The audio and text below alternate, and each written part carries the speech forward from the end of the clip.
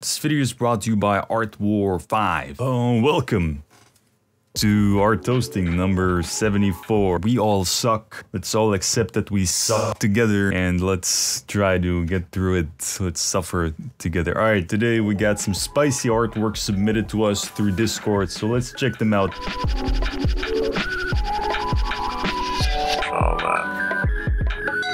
We got Oliver Down. This is the guy who did the scream in the previous video. So these are the most recent artworks I've made. Areas I'm looking to improve on, especially our values, anatomy, and the fundamentals of what makes things creepy or unnerving.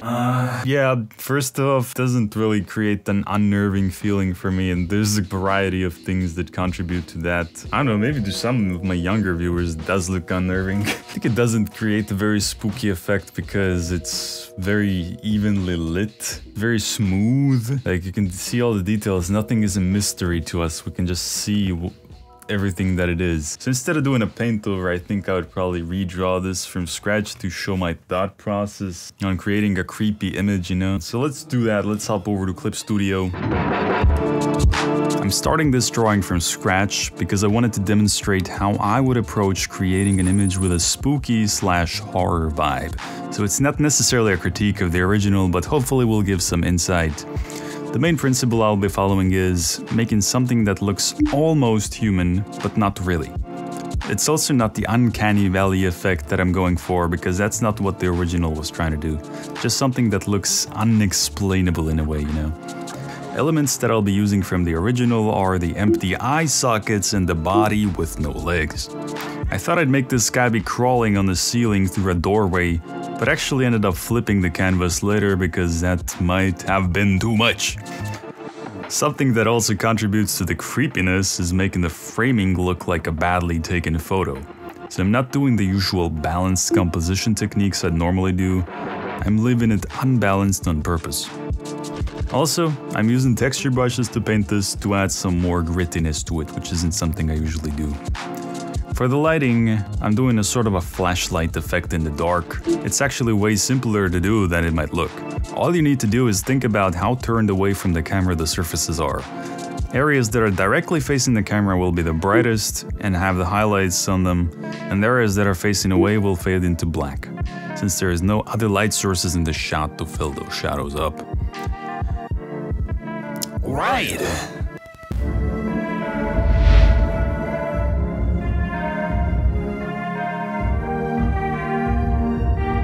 Alright, we got Gibson with 3 submissions. I'm gonna choose 2 of them. This is a pretty sick one right off the bat, looking pretty good. The composition is nice, lighting is coming through, but I have like some questions about it. What is the situation here exactly? They're in some sort of burning room, right? And they're about to fight. The man's squared up, the other character in the background is doing the ninja pose. Something is about to jump out of the fire or something. It looks like they're surrounded by it, but the light on the dude's face over here does not reflect that. It don't looks like it's coming from the left side. Some other inconsistencies in here that I would like to touch up. Let's jump over to Clip Studio.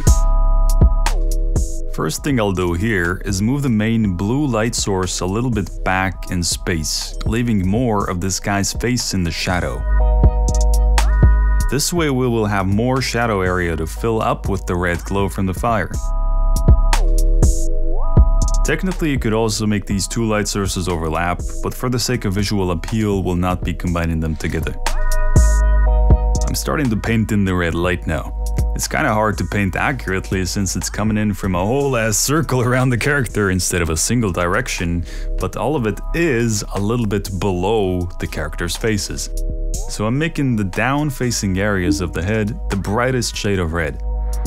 I didn't touch the actual proportions of the main guy at all, but the jawline of the other character was slightly bothering me. The ear was too low down, and on the neck there was no indication of the head twisting, so I added in the simple wrinkle that occurs on the neck when the head is being turned. Other than that though, no real major changes were done to the secondary character. I just tried to solidify the lighting overall, and that was about it. Lastly, I decided to change the perspective of the ceiling a little bit, as it didn't properly line up with the angle of the characters. The way you can determine where the vanishing point would really be is by looking at which elements of the characters are at the same height, which in this case was around the shoulders. yeah, this is it. Very epic.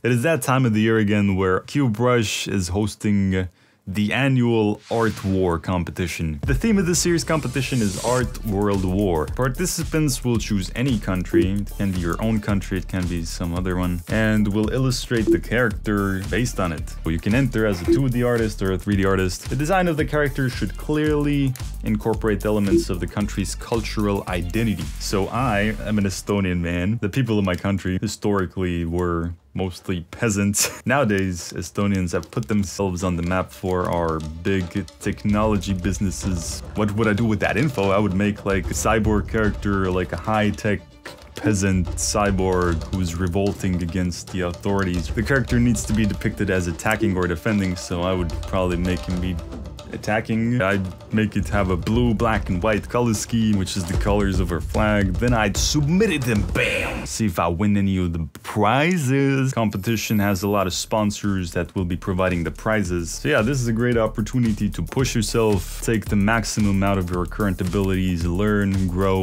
with other contestants. The contest is free to enter, nothing to lose, so see the full info and sign up at QBrush. Alright, next up we got Gilberton. Here's a couple I'm really proud of. I'm legit like wondering how to get rid of all the tangents in the first one. Pretty cool piece. Got an interesting composition going on. If you guys don't know what a tangent is, it's basically when two shapes are touching each other. For example, like character's elbow is touching this rocky area over here, and it creates like some visual confusion. Takes away the clarity a little bit. With this rim light down here on the character's leg is touching the rim light over here. These little things distract the eye. But yeah, let's hop on over to Clip Studio. Yeah. So the first thing I'm doing on this canvas is lowering the height of the rocks on the right side of the image to remove the tangent with his elbow. I extended the canvas from the bottom by just a little bit to make the lava stuff be more in focus. I'm varying the shapes and sizes of the rocks a little bit to make them feel more organic. I'm darkening the entire character and lightening the entire background to make the silhouette of the dude stand out more. Doing some overall rendering now on the character's suit, adding in some sharper highlights and darker shadows to make its texture pop more, some more detail on the side of his torso to make it read just a bit better. And another key change was adding in those orange highlights from the lava on his suit as well. It doesn't appear as like evenly spread out light because the material of the suit seems to be kind of reflective, so that's just what I'm going for. I don't know what material it was intended to be made of. It seems like it's a little bit reflective. So the orange just appears as these tighter shapes and not softly diffusing light. Thought I'd add in some more transparent smoke from the lava, but it was just too much and I pulled it back a notch. So I allowed the texture of the rocks behind it to shine through and take the spotlight instead. I mean, that's about it.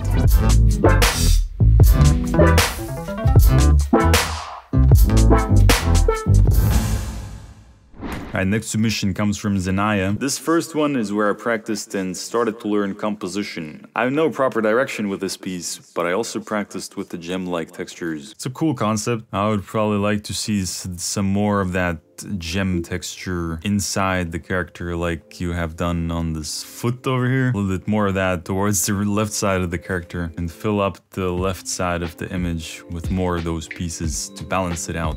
I immediately felt like the leg was too long, so I'm toning it down a little bit with the warp tool here. Now let's add in more of these cracked areas. The key thing is having a contrast of heavily cracked areas and completely untouched areas. Same with the flying pieces, some of them should be big and some of them small. Let's also make the background a little bit more dynamic by adding in some directional strokes that complement the flow of the flying pieces. A little bit of soft glow around the shiny crystals and we're done.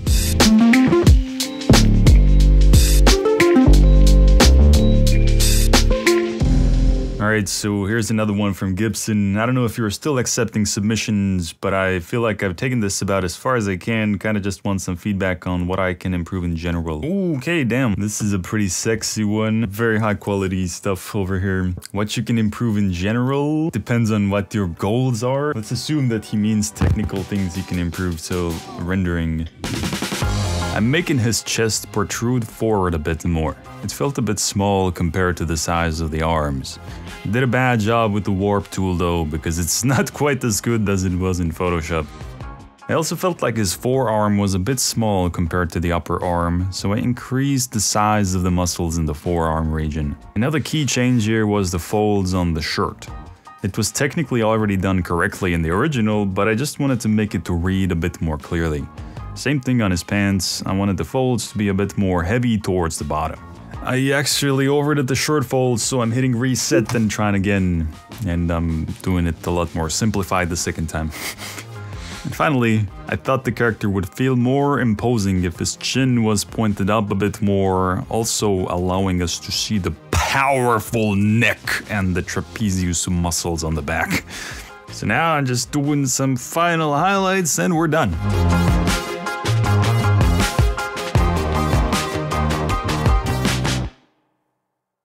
Alright, so next one from Gilberton. That's cool, that's an interesting composition. There's more tangents in this one. Again, like the edge of the character's hair is touching the edge of the sea level. I think I would do the same thing over here, bring the silhouette of the character out. And a bunch of other things that I'm gonna talk about in a sec, so let's do that. Aside from the tangent and the hair issue, the main additions to this drawing would be some shadows from the sunlight. It appears to be a sunny day, but there are no clear shadows to be seen anywhere. So I'm going in with a new layer on multiply mode and bringing in these shadow shapes.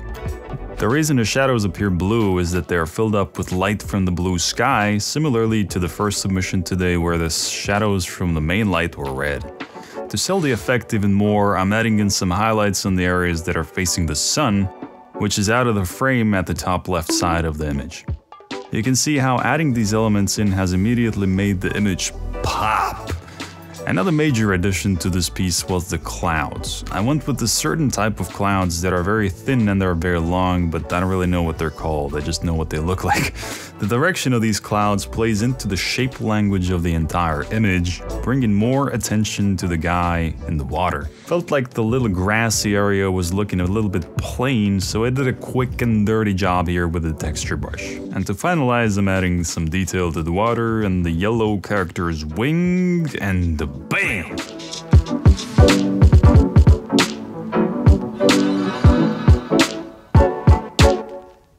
Another submission from Oliver. Alright, you want advice on values and anatomy, huh? I mean, as far as anatomy, there's no anatomy really visible here. It's covered by clothes, but maybe the anatomy of clothes is what I should be focusing on. Also, again with the cropping, why is it like so strictly cropped around her? Like, give her some breathing room. The main point I want to talk about on this drawing is thinking in big versus small shapes when doing shading.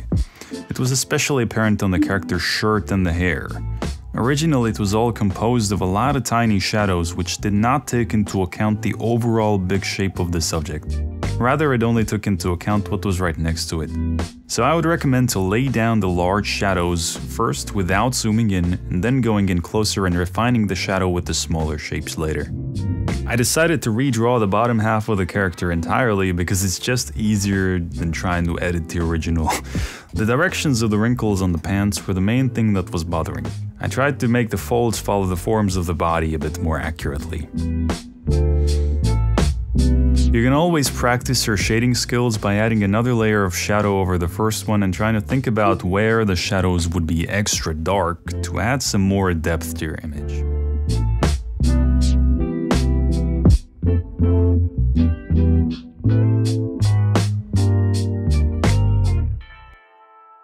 Alright, the last submission comes from my boy Scoot. Drew this a while back in the video. Well-proportioned man with a big neck. Yeah, that looks good. Does it? That's a question. Before I started studying anatomy, so there's a lot of little lines wrong here. Toast me, daddy. You guys remember when everybody used to say dumb shit like Challa daddy? Daddy Challa.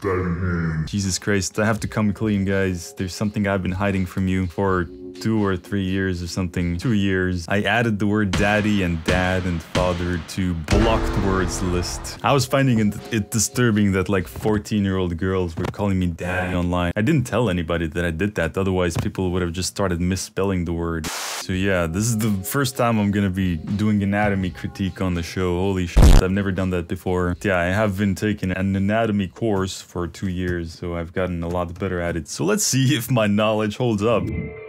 Alright, I'm gonna do this one unscripted, so I'm gonna stutter a lot. But yeah, I haven't really done any proper anatomy critique before. And honestly, the sketch on this was already pretty good, so I'm just doing some minor corrections to it and like detailing it in some areas. This one feels like it's a submission to the Finishing Your Sketches series and not an art toasting one. But yeah, one major addition I did was, or change was, the back pec of the character. I made it protrude forward a bit more because his arm is also going forward, so the chest follows the bicep from the top. And yeah, it was hidden behind the rib cage before, and there's no such curvature happening here in reality. But yeah, I'm just coloring it, adding in these highlights that make it look disturbingly realistic. Like, Jesus Christ, this guy's neck, man. Oh man. I hate looking at it now that I'm doing the voiceover, holy shit. But I had fun with it. A little bit of occlusion and BAM! We're done, baby, yeah!